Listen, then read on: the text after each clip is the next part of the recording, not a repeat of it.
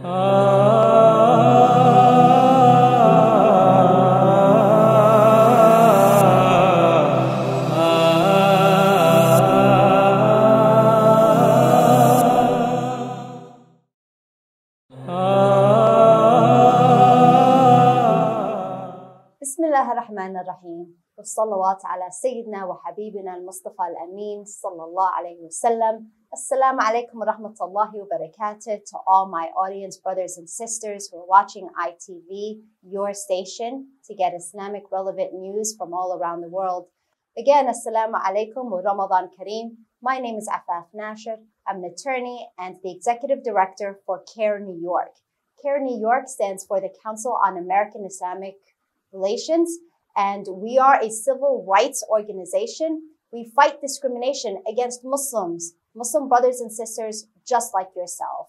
ITV has been kind enough to allow us to do several episodes on relevant topics that should matter to you and certainly matter to us. And the reason they matter to all of us is because of the kind of work that CARE New York performs for the Muslim Ummah right here in New York. And although we're talking about topics that are relevant to what we're seeing, it's also relevant to you. Because as Muslim brothers and sisters, not only do we care for one another and support one another, but we are all united under La ilaha illallah Muhammadan Rasulullah. So what does that actually mean in terms of the work that's performed, and how can we work together?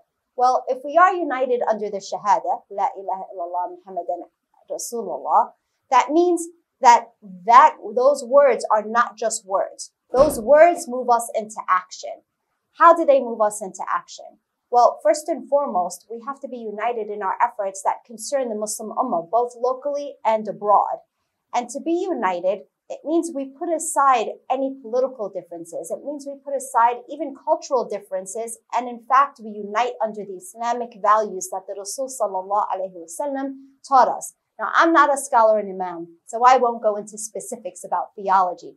What I will say is that, alhamdulillah, we have a robust community here in New York that's made up of so many different ethnicities, so many racial backgrounds. My brothers and sisters who are watching outside of America, we have Muslims that have been in America since before America became an actual country, right? We have Muslims that have just come recently. We have every language spoken, especially in New York City. And alhamdulillah, we're able to unite and to fight for causes that matter to us. I'll give you one example. In New York City, we wanted the government to recognize Eid holidays for all our public students. And for years, we were fighting politically in order to make sure that our students are able to take a day off and to celebrate Eid with their families at the end of Ramadan and, of course, for Eid al-Adha. And that was a long, long battle. It took many years. But in that battle, we saw Muslims across different areas throughout New York City come in one unified voice. And all of us pushing together, we're eventually able to push the mayor's office to grant us that opportunity in which Islam was recognized officially through the celebration of Eid holidays for our children. Now, I want you to consider something. This is not just a political move, but it's indeed, inshallah, a profession of our strength towards the younger generations too. Because for the first time in New York City history, our students are not choosing between going to school and missing their class and perhaps missing an examination, or saying, I'm Muslim. I have every right to celebrate Eid. Now, I want to let you in on something for those of you that, again, are watching from abroad. Our New York City public schools were already having days off for other major religious holidays. For example, Christians didn't celebrate Christmas. We would have winter break off and students were off. There were many Jewish holidays on the New York City public school calendar. But for Muslims, we were not receiving that recognition, in part because we weren't as politically powerful as we're gaining now. Now there's a lot more political momentum within the Muslim community.